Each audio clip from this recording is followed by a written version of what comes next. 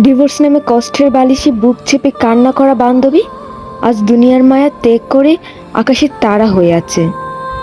তবে যাওয়ার 19 দিন আগে তার জীবন সঙ্গী তার ডিভোর্স দেওয়া মানুষটির জন্য একটা পত্র রেখে গেছে। এটা সেই পত্রটা। প্রিয়, উপসংহারে যদি বিচ্ছেদই লেখা থাকে, সূচনা কেন এত মধুর হয়?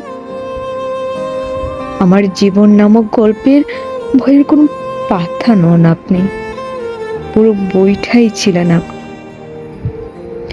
আর সেটা তো আপনি জানতেন, আমার রাগ, অভিমান, ভালোবাসা সব আপনাকে ঘিরেই। আপনার সাথে কথা না বলে থাকতে পারি না, আপনাকে ছাড়া বড্ড কষ্ট হয়। আপনি কেন বোঝেন না আমি আপনাকে ছাড়া কতটা অসহায়? আমায় একটু অধিকার দিবেন? আপনি ছাড়া আমাকে কেউ সামলাতে পারে না। আপনি আমাকে নেবেন আপনার জীবনে?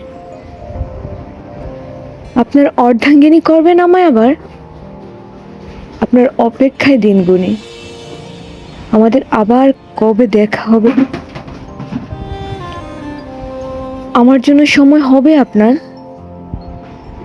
বড্ড ভালোবাসি আপনাকে। আমার এই চিঠি আপনার কাছে পৌঁছাবে কিনা জানি না।